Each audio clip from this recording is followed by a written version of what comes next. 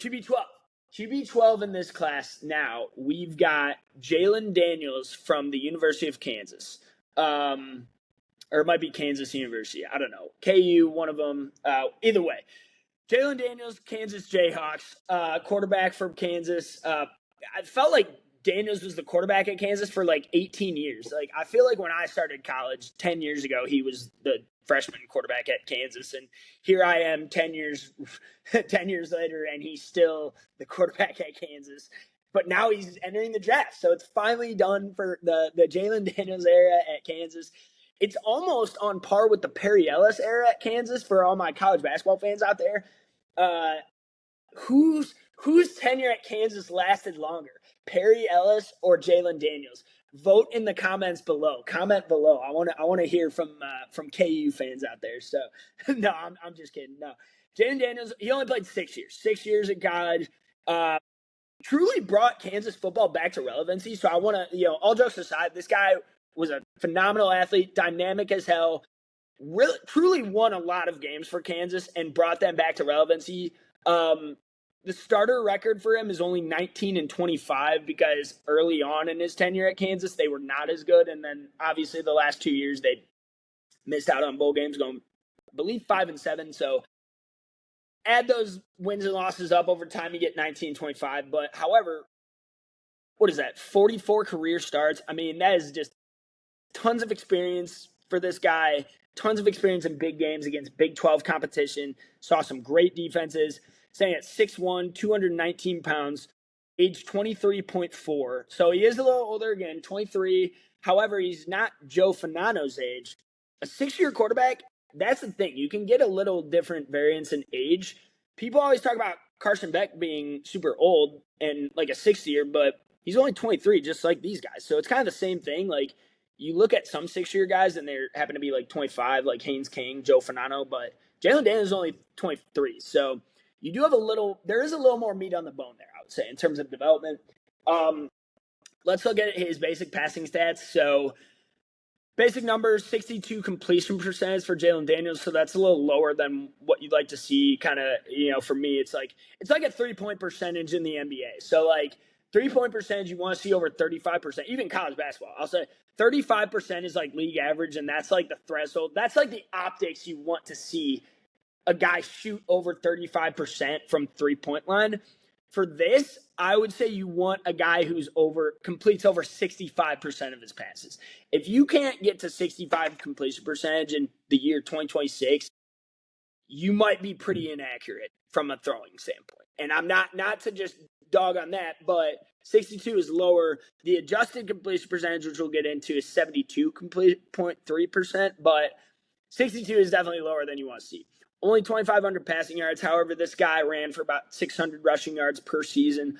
I would have to go back and I would have to pull his rushing numbers in front of me, but one of the best rushing threats of the quarterbacks in this class. I believe he had over 600 rushing yards per year.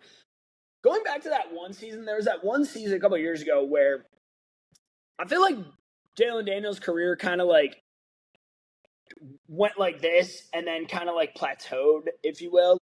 Year 3 was the 1 year, 2022, where I believe Kansas started 6-0. He was lighting it up, and he was like a Heisman contender for those 6 weeks of the year. They hosted College Game Day, and then they lost to Max Duggan's TCU Horned Frogs, who went on to finish in the national championship game that year. After they lost that, the wheels fell off, and we forgot about Kansas football that season. But I think this guy gets a ton of credit and deserves a lot of credit for that. That's what I'm talking about, elevating others around you. This is what Jalon Daniels did at Kansas for years. Many years he elevated others around him. But we'll get into, he was the reason they did lose a lot of games as well in terms of some questionable turnovers, costly fumbles, and just some costly collapses in big moments. 22 touchdown passes to 7 interceptions. That's a very good ratio. Average 7.9 yards per pass. Again, only 2,500 rushing or passing yards. You always like to see over 3,000, but 18 sacks. Again, very good athlete, very good at escaping pressure and getting outside the pocket, making plays with his legs. Sometimes runs too much. Sometimes probably takes off more than he should, a little too early, and gives up on the play. Passer rating of 147.1, which is solid. That's pretty good. Again, a passer rating is kind of like a lot of people don't put much stock into passer rating because it's a results based stat and less of a process based stat, and it depends on like your receivers making plays after the catch, yards after the catch, whatever. 150 is like a good mark for that. Like if your quarterback is near or around 150 or above that, that's pretty good. Any lower than that, I always like to dig in and see, okay, what are the actual throws he's making? Where is he actually putting the ball on the money here? And yeah, so advanced metrics for Jalon Daniels now 77.1 PFF grade, which is pretty solid. Again, he had a couple seasons where he was in the 80s. And I think that tailed off to like, I think his highest was like an 82 a couple years ago, and then he was like 79, 77. So got a little worse over the past few years, but I think that's more of just kind of he hit his peak at Kansas, hit his ceiling, and there was only so much he could do with that team. PFN score of 82.1. QBR a little lower again, 68.2. I think that has to do with some of the turnovers and some of the head scratching interceptions he threw this season. Adjusted completion percentage, like you said, 72.3. It's a little lower than you'd like. However, being 10 points higher than completion rate, he did experience quite a lot of drops from that Kansas receiving corps. So wins above average, 0.073. So not in the negatives, but not as high as you'd like it.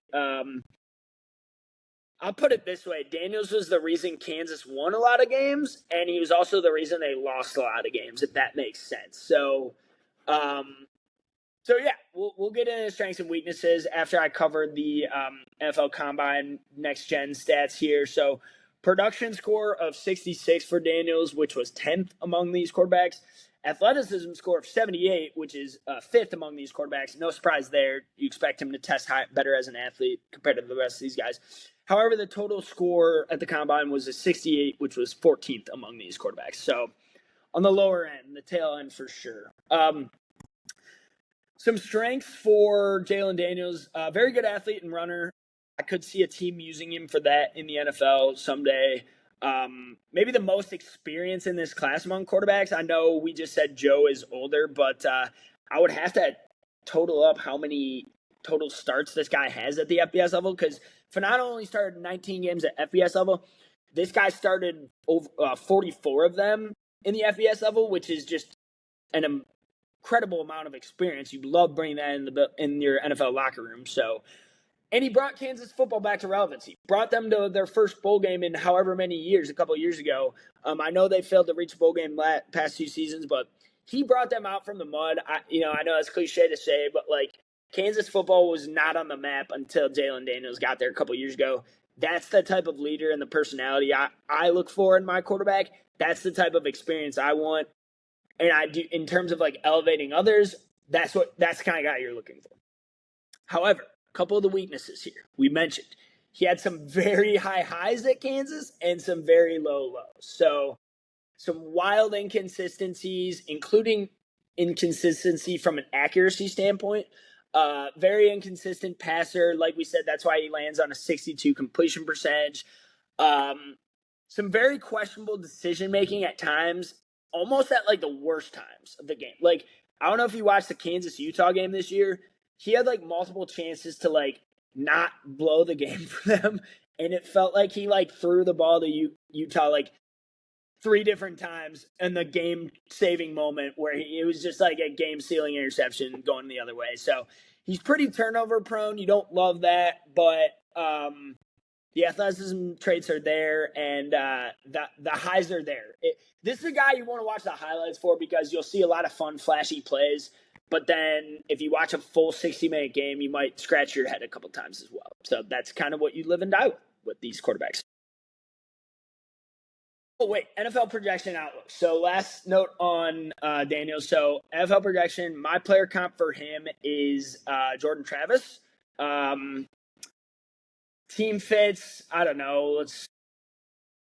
The Chiefs maybe need a QB3. Kansas City, I know they're not in Kansas, but close, not far.